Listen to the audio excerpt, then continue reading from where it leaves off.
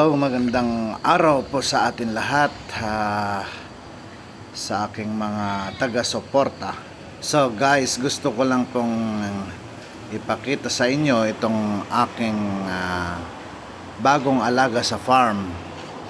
Ito po ay una kong magiging kalabaw. So guys, ito ay nabili ko ng medyo may sinasabing halaga. So lalaki po ito guys, at syempre palalakihin po natin yan, at tignan natin kung hanggang magkano ang mararating niya sa loob ng 2 taon. Kasi lalaki po ito, hindi natin pwedeng pagtagalin, dahil ang gusto po sana natin ay yung babae para manganganak. So tingnan natin guys. So ito naman guys yung mga baboy natin na unang pinanganak sa batch na ito. Bale itong 2 na lang guys ang natitira, dahil nabenta na rin lahat yung mga kapatid nila. Pero marami pa tayong mga biik na sumusunod na pwedeng pangbenta. So ganito lang guys ang ginagawa natin sa ating farm, at unti-unti makakabawi din siguro sa mga gastos natin dyan.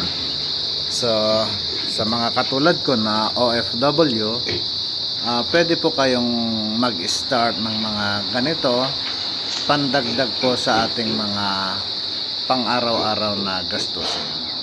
Ito naman guys ay isang lalaki, gagawin kong bulugan. So ito po ay landrace, at tignan natin kung ano ang magiging kalalabasan ng pan. Ipapares natin ito sa mga gagawin nating inahin guys, at sana papadami sila, para sa ganon marami po tayong magiging alagang baboy.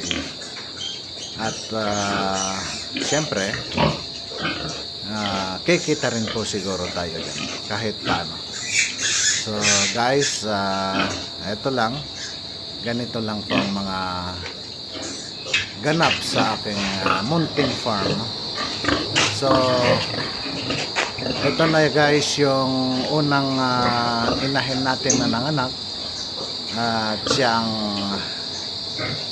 ina ng 2 natitira doon kanina. So mayroon po tayong 5 inahin, 2 barako, plus yung mga biik po nila. Kailangan talaga magastos lang guys yung pagpapakain. Pero minsan hindi na rin ako nagkukwenta kung magkano nga ba talaga ang mga nagagastos ko dito. Ito yung pure durok po natin na bulugan. So kahit paano bawing-bawi na rin ito guys, kasi kung magpapabulog tayo nasa 2,000 ang bayad. So napag-isipan ko na ano kaya kung magsasarili na lang ako ng bulugan. So ayan po. At dito naman guys yung upgraded natin. Hindi po, kumbaga po mestizo na po ito, hindi pure na mga native. Kaya kita nyo po yung mga katawan nila ay hindi po native na native, maliban po sa isang maliit doon. Ito guys medyo malalaking bulas din sila. At ayan, ganyan lamang ang aking mga aktibidades sa Pilipinas, kahit nasa malayong lugar po tayo. So yung mga kapwa ko OFW dyan, pwede rin pala tayong gumawa ng mga ganitong bagay para sa ganon ay makadagdag ng ating mga panggasto. So ito po yung pangalawa na upgraded. Bali nasa 12 po yung isa, tapos ito 10. So 24 na po lahat yon. At ayan, makakatanggal stress pag napapanood mo guys na mayroon kang mga ganito. So ito rin yung isa nating hybrid na nanganak. So ito guys, available po ngayon ito sa aming farm. Kung sino ang magkakagusto na mag-alaga or bibili ng ating mga baboy, ayan guys, ang lalaki nila. Bali 35 days ang mga ito guys. So sa mga interesado, nandyan lang po, mag-PM lang or punta sa aming bahay. Ito naman yung mga kambing natin. Ito si 100k. 100k na lang ang tawag ko dito.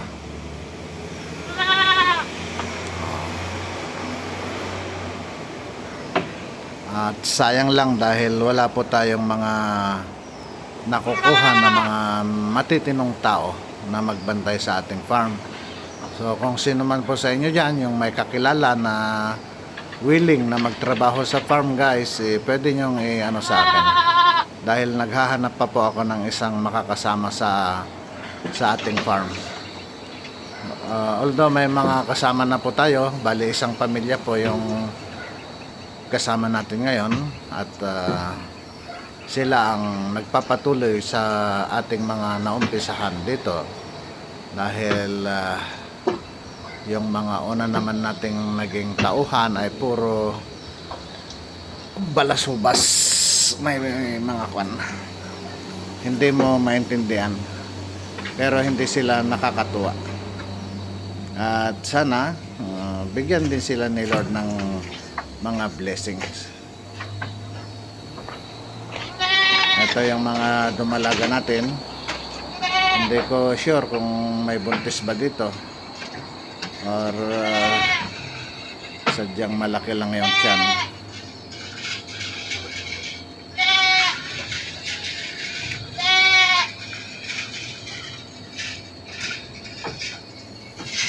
So ito guys yung ating mga pan ngayon, pinagkakaabalahan. Sana din ng Panginoon ang ating mga dasal para bigyan pa po tayo ng mas maraming blessing sa ating buhay. Patnubayan niya po ang ating mga ginagawa. So ito na guys yung mga Rhode Island Road natin ng manok. So nangingitlog na po ang mga ito guys. Nakakapagbenta na rin tayo ng mga itlog. Pero nagplaplano ako ngayon na magpapa-incubate na naman. Dahil kokonti na itong mga manok natin, nasa 70 heads na lang yata or 80. Basta less than 100 na lang itong mga manok natin. At mag-incubate tayo ngayon para sa susunod, mayroon na naman po tayong ibang palalakihin. At nang sa ganon, may mga maalagaan, may pagkakatayin, or may mapapaitlog na manok at magbebenta po tayo ng pan. Kasi in demand po ang itlog ngayon. Kahit saan lugar po ay napaka-dilis magbenta ng itlog. So, bali 3 kwarto ito guys na lalagyan ng ating mga manok. Ayan. So magaganda po, makikinis sila.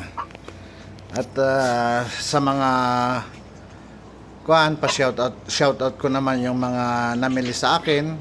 Kumusta na yung mga pinamili nyo sa akin, baka pwedeng i-update nyo ako para malaman ko naman kung maganda ba ang naging resulta ng pagbili ninyo ng mga manok sa akin, para sa ganon magbebenta pa tayo. Dahil kung sasabihin nila na hindi maganda, titigil na lang po natin. So ayan po, ayan, may nangingitlog po yan. So eto, mga paitlogin natin. Ang problema lang, eto nga, parang hindi nalilinis yung mga kulungan nila.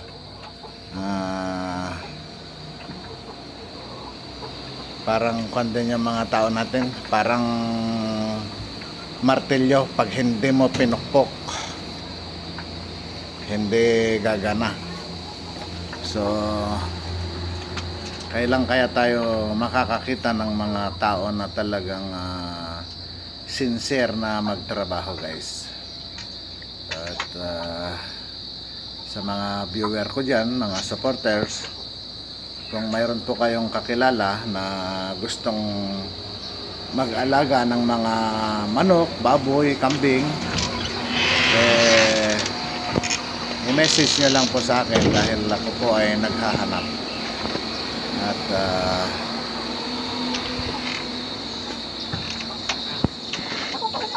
ayan,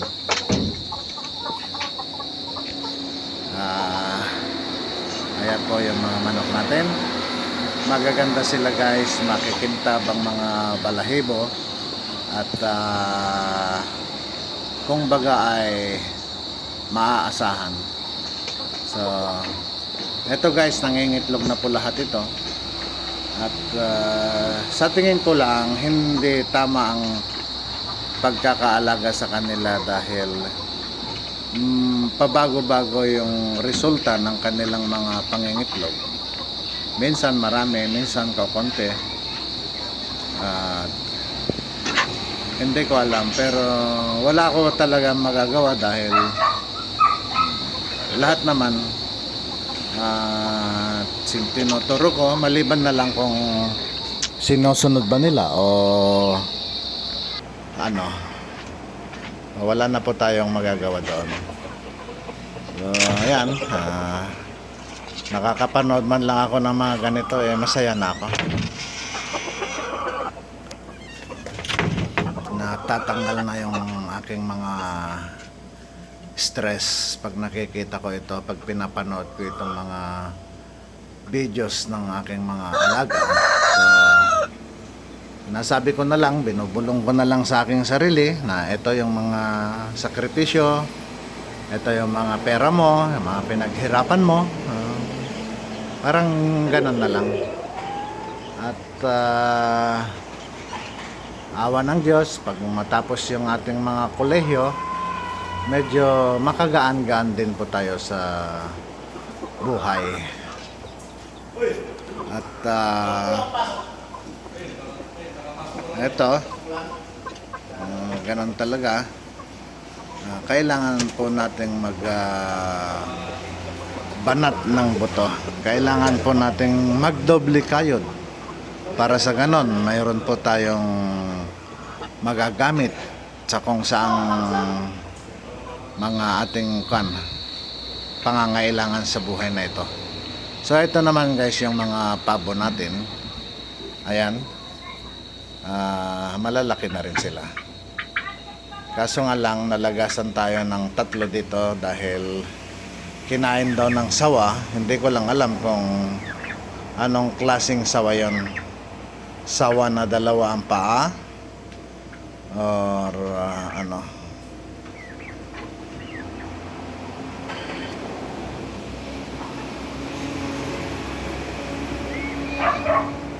Eto, guys, marami pa po tayong mga alaga dito.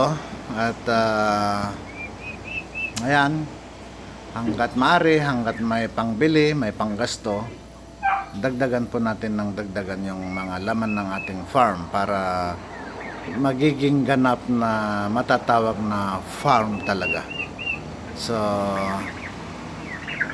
dito naman, guys, yung mga ano natin, gansa, mga pabo. Ayan.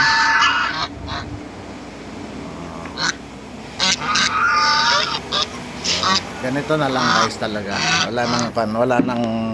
Wala nang magagawa. Mahal talaga, mahal ko na ang mag-alaga ng mga hayop kasi yon ang sign ng mga matatanda.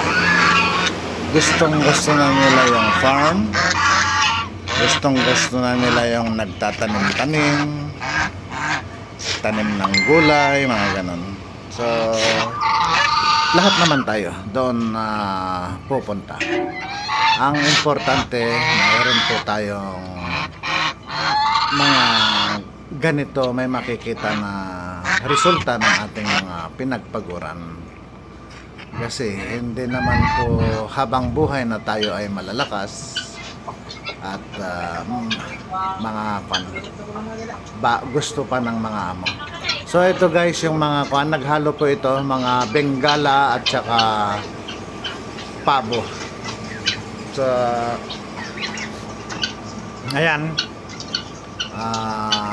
magpadami po tayo ng magpadami. Kung ano po yung kaya nating paramihin dyan sa ating farm ay pararamihin po natin. At maraming salamat sa ating mga taga-suporta, yung mga masugid kong mga subscriber. Thank you so much po sa inyong lahat at sana'y patnubayan po tayong lahat ng ating Panginoong Diyos. Bigyan po tayo ng malusog na pangangatawan at malakas. Tulungan din niya tayo para maitawid natin ang laban sa mundong ito. Magandang araw po sa inyong lahat. I love you all. Thank you so much.